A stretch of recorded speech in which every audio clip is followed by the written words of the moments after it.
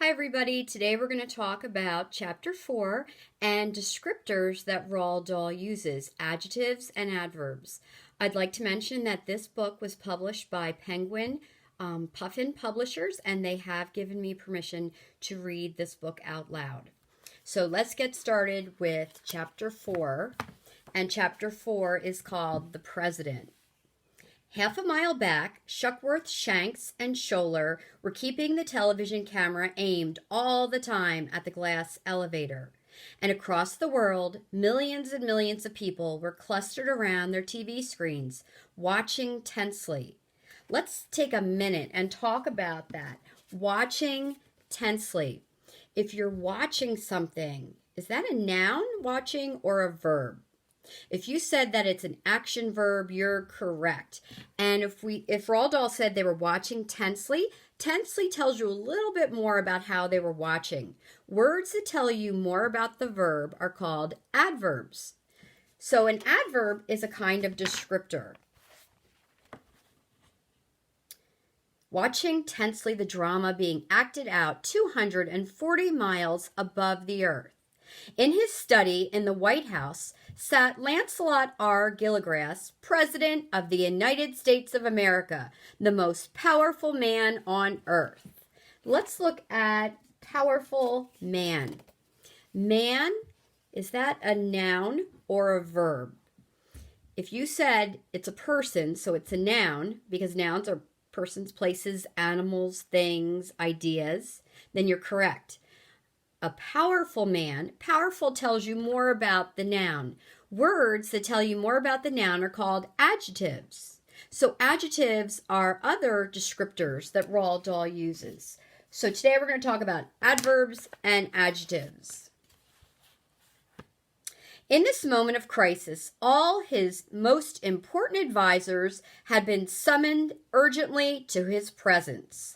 So if we look at his advisors, advisors are people, and we know that people are nouns. So if they were important advisors, important is an adjective that tells you more about the noun. It tells you more about these advisors. And he summoned them urgently. So summoned shows action. It's an action verb. And he summoned them urgently. Urgently tells you a little bit more about the verb, how it was done. So urgently is going to be an adverb. And I just love adverb because it has the word verb inside of it, so it helps me remember.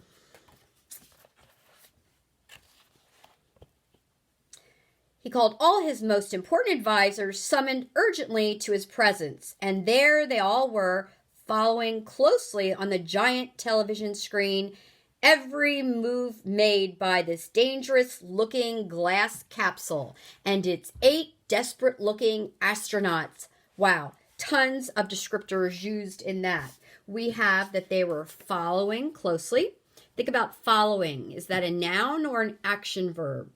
It's a verb. So they were following. How are they following? Closely. Closely is an adverb that tells you more about how they were following. It tells you more about the verb. They were closely following a dangerous-looking glass capsule. Capsule is a thing, so it's a noun. And sometimes you can put many adjectives in front of a noun. Not only was it dangerous-looking, it was also glass. So here Roald Dahl has put a bunch of adjectives there to describe the capsule. And they were also checking out 8 desperate-looking astronauts. So 8, a number, is telling you more about how many astronauts were there. So it's describing the noun, astronauts. So the number 8 is an adjective. And they were desperate looking. So that's another adjective that tells you more about these astronauts. And of course, astronauts is a noun. So let's keep reading and stop every once in a while when we see some good descriptors. The entire cabinet was present. The chief of army was there, together with 4 other generals. There was the chief of the Navy and the chief of the Air Force and a sword swallower from Afghanistan who was the president's best friend.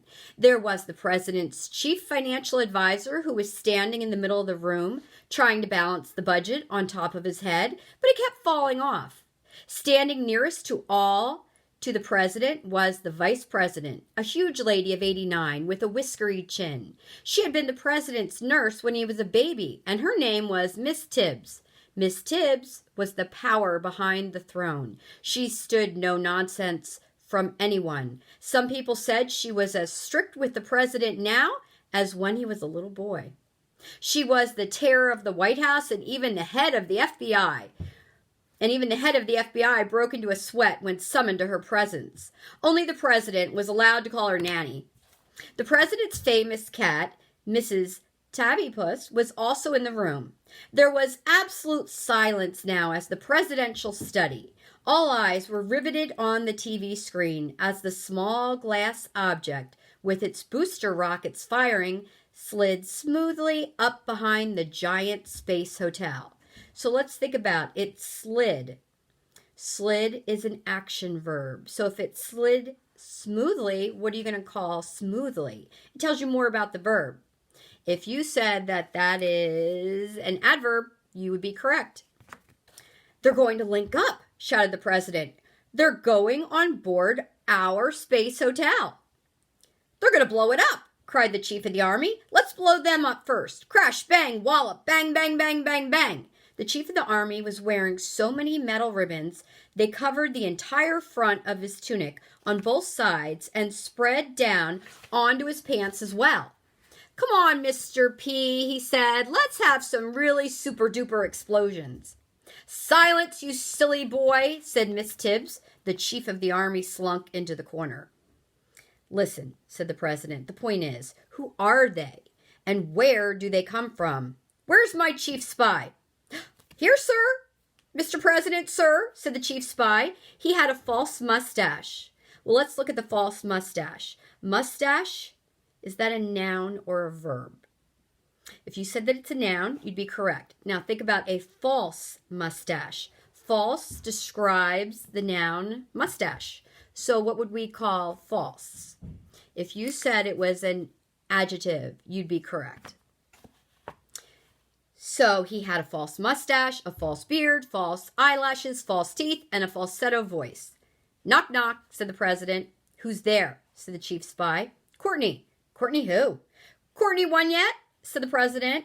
There was a brief silence. The president asked you a question, said Miss Tibbs in an icy voice. Now, if we talk about her voice, is voice a noun or an action verb? If you said that it's a noun, you're correct. And if we talk about her voice having an icy voice, what do you think icy would be? It describes the noun voice. If you said it's an adjective, you are correct. Have you Courtney won yet? No, ma'am, not yet, said the chief spy, beginning to twitch. Well, here's your chance, snarled Miss Tibbs. Quite right, said the president. Tell me immediately who those people are in that glass capsule.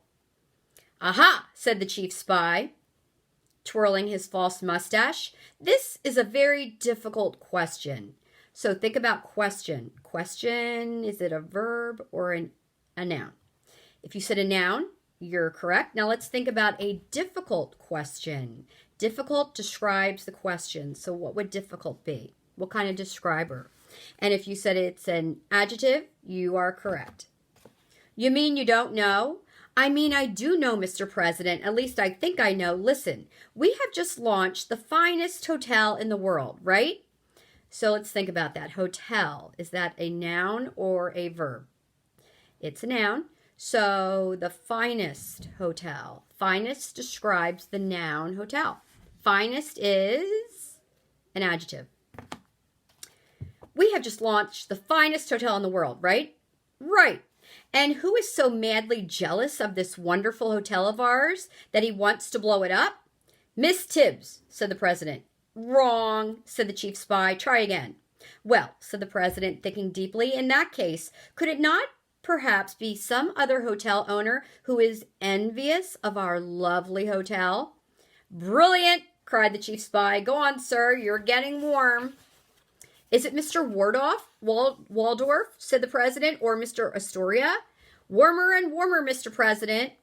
Mr. Ritz, you're hot, sir, you're boiling hot. Go on. "I've got it," cried the president. "It's Mr. Hilton." "Well done, sir," said the chief spy. "Are you sure it's him?"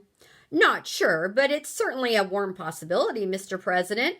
After all, Mr. Hilton's got hotels in just about every country in the world, but he hasn't got one in space." "And we have. He must be madder than a maggot." "By gum, we'll soon fix this," snapped the president, grabbing one of the 11 telephones on his desk. "Hello," he said into the phone. "Hello, hello. Where's the operator?" He jiggled furiously on the little thing you jiggle when you want the operator. So if he jiggled furiously, think about jiggled. Is that an action verb or a noun? It's something you do, so it's a verb. What about furiously? Furiously tells you how he was jiggling. What do you think furiously is? What kind of descriptor? If you said furiously is an adverb, you're correct. He jiggled furiously on the little thing you jiggle when you want the operator. "Operator, where are you?" "They won't answer you now," said Miss Tibbs. "They're all watching television." "Well, this one'll answer," said the president, snatching up a bright red telephone. So think about telephone. Is that a noun or a verb? If you said noun, you're correct. So think about bright and red. What would we call those descriptors? If you said they are adjectives, you are correct. This was the hotline direct to the premier of the Soviet Russia in Moscow. It was always open and only used in terrible emergencies. "It's just as likely to be the Russians as Mr. Hilton," the president went on. "Don't you agree, Nanny?" "It's bound to be the Russians," said Miss Tibbs. "Premier Yugatov speaking," said the voice from Moscow. "What's on your mind, Mr. President?" "Knock, knock," said the president. "Who's there?" said the Soviet premier. "Warren." "Warren who?" "War and Peace by Leon Tolstoy," said the president. "Now, see here, Yugatov, you get those astronauts of yours off that space hotel of ours this instant. Otherwise, I'm afraid we're going to have to show you just where you get off, Yugatov." "Those astronauts are not Russians, Mr. President." "He's lying," said Mrs. Tibbs. "You're lying," said the president. "Not lying, sir," said Premier Yugatov. "Have you looked closely at those astronauts in the glass box? I myself cannot see them too clearly on my TV screen, but one of them, the little one with the pointed beard and the top hat, has a distinctly Chinese look about him. In fact, he reminds me very much of my friend, the Prime Minister of China." "Great garbage," cried the president, slamming down the red phone and picking up the porcelain one. The porcelain phone went directly to the head of the Chinese Republic in Peking. "Hello, hello," said the president. "Wing's Fish and Vegetable Store in Shanghai," said a small, distant voice. "Mr. Wing speaking." "Nanny!" cried the president, banging down the phone. "I thought this was the direct line to the premier." "It is," said Mrs. Tibbs. "Try again." The president picked up the receiver. "Hello?" he yelled. "Mr. Wong speaking," said a voice on the other end. "Mr. who?" screamed the president. "Mr. Wong, assistant station master." Chunking. And if you're asking about 10 o'clock tang, no longer running today. Boiler burst. The president threw the phone across the room at the postmaster general. It hit him in the stomach. "What's the matter with this thing?" shouted the president. "It is very difficult to phone people in China, Mr. President," said the postmaster general. "The country is so full of Wings and Wongs, every time you wing, you get the wrong number." "You're not kidding," said the president. The postmaster general replaced the telephone on the desk. "Try it just once more, Mr. President, please," he said. "I've tightened the screws underneath." The president again picked up the receiver. "Greetings, honorable Mr. President," said a soft, faraway voice. "Here is Assistant Premier Chu On Dat speaking. What can I do for you?" "Knock, knock," said the president. "Who's there?" "Ginger." "Ginger who?" "Ginger yourself much when you fell off the Great Wall of China?" said the president. "Okay, chew on that. Let me speak to Premier. How you been?" "Much regret, Premier. How you been? Not here this second, Mr. President." "Where is he?" "He's outside mending a flat tire on his bicycle." "Oh, no, he isn't," said the president. "You can't fool me, you crafty old mandarin. At this very minute, he's boarding our magnificent space hotel with 7 other rascals to blow it up." Excuse, please, Mr. President." you make a big mistake. No mistake, barked the president, and if you don't call them off right away, I'm going to tell my chief of the army to blow them all sky high. So chew on that, chew on that. Hooray, said the chief of the army. Let's blow everyone up. Bang, bang, bang, bang. Silence, barked Mrs. Tibbs. I've done it, cried the chief financial advisor. Look at me, everybody. I've balanced the budget. And indeed he had. He stood proudly in the middle of the room with the enormous $200 billion budget balanced beautifully on top of his bald head. Everyone clapped. Then suddenly the voice of astronaut Shuckworth cut in urgently on the radio loudspeaker in the president's study. They've linked up and gone on board, shouted Shuckworth. And they've taken in the bed. I mean the bomb. The president sucked in his breath sharply. He also sucked in a big fly that happened to be passing at the time. He choked. Miss Tibbs thumped him on the back. He swallowed the fly and felt better. But he was very angry. He seized pencil and paper and began to draw a picture. As he drew, he kept muttering, I won't have flies in my office. I won't put up with them. His advisors waited eagerly for what was coming. Okay, so if the advisors waited eagerly, what do you think about waited? A noun or a verb? If you said it's a verb, you're correct. So if they waited eagerly, what would you call eagerly? It's describing how they waited. If you said it's an adverb, you are correct. They knew that the great man was about to give the world yet another of his brilliant inventions. Think about inventions. If it was a brilliant invention, what do you think brilliant would be? Because invention is a noun. So brilliant would be an adjective. The last had been the Gilligrass left-handed corkscrew, which had been hailed by left-handers across the nation as one of the greatest blessings of the century. There you are, said the president, holding up the paper. This is the Gilligrass patent fly trap. They all crowded round to look. The fly climbs up the ladder on the left, said the president. He walks along the plank. He stops. He sniffs. He smells something good. He peers over the edge and sees the sugar lump. Aha! He cries. Sugar! He is just about to climb down the string to reach it when he sees the basin of water below. Ho, ho, he says. It's a trap. They want me to fall in. So he walks on thinking what a clever fly he is. But you see, I have left out one of the rungs in the ladder he goes down by. So he falls and breaks his neck. Tremendous, President, they all exclaimed. Fantastic, a stroke of genius. I wish to order 100,000 for the army immediately, said the chief of the army. Thank you, said the president, making a careful note of the order. And here he is with his fly invention. I repeat, said the frantic voice of Shuckworth over the loudspeaker. They've gone on board and taken the bomb with them. Stay well clear of them, Shuckworth, ordered the president. There's no point in getting your boys blown up as well. And now, all over the world, the millions of watchers waited more tensely than ever in front of their television sets. The picture on their screens, in vivid color, showed the sinister little glass box securely linked up to the underbelly of the gigantic space hotel. It looked like some tiny baby animal clinging to its mother. And if you thought, hey, that's a simile that we talked about the other day, you would be correct. Similes are comparisons between two things, and they use like or the word as. Just back up one more time. It looked like some tiny baby animal clinging to its mother. And when the camera zoomed closer, it was clear for all to see that the glass box was completely empty.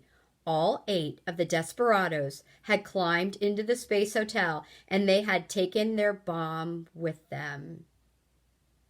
So that is the end of our chapter, and we've seen how Roald Dahl uses lots of descriptors, and those descriptors are called adjectives and adverbs. The adjectives give you more information about the nouns, and the adverbs give you more information and more description of the verbs. So as you're reading, try and notice those adjectives and those adverbs, and then when you're doing your own writing, try and sprinkle in these descriptors, adjectives and adverbs whenever you can, because it does so much more describing for your reader, and it makes your writing so much more interesting. Thanks for listening, and everybody take care. Bye-bye.